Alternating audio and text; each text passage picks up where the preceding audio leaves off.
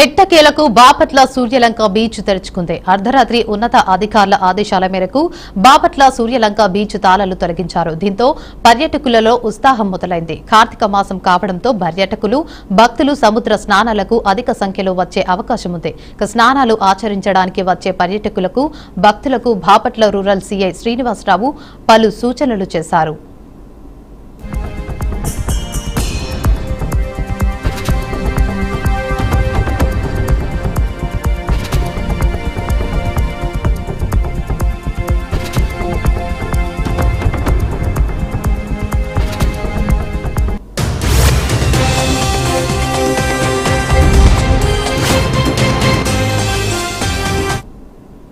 ఉన్నతాధికారులు ఆదేశాల మేరకు ఈ రోజు ఓపెన్ చేస్తున్నాము.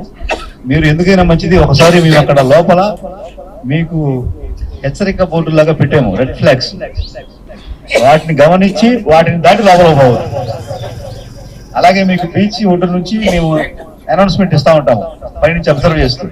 అది కొంచెం గమనిస్తా ఉంటాం, ఎందుకంటే అక్కడక్కడ పంటలు ఉన్నాయి, అవి లేవని చెక్ చేసిన తర్వాత వెలువ వేస్తున్నాము. పొరపాటున ఏర్పడి ఉంటే ఆ లోపల పోవద్దు. స్విమ్మర్లు ఉంటారో ఒక ఎల్లో కలర్ డ్రెస్ వేసుకొని వాళ్ళు స్విమ్మర్స్, గజెత్తగాళ్ళు, మీ సేఫ్టీ కోసం ఏర్పాటు చేయబడిన వాళ్ళు కూడా అప్పుడప్పుడు మీకు హెచ్చరికలు విజిల్ ద్వారా తెలియపరుస్తూ ఉంటారు. ఉత్సాహంతో అత్యుత్సాహంతో లోపల పోకుండా ఈత మాత్రం చేయొద్దు, స్నానాలు చేయండి, ఎంజాయ్ చేయండి, అంతేగాని ప్రాణాలు తెచ్చుకోవద్దు. దయచేసి మాకు కోఆపరేట్ చేయండి. క్షేమంగా ఎలా వచ్చారో తిరిగి అలా వెళ్ళాలి మీరందరూ కూడా, అది మేమందరం కోరుకుంటున్నాం. మోంతా తుఫాన్ ప్రభావం వలన సముద్రంలో గుంతలు ఏర్పడటంతో కొద్ది రోజుల పాటు పర్యాటకులను ఆపివేయడం జరిగింది.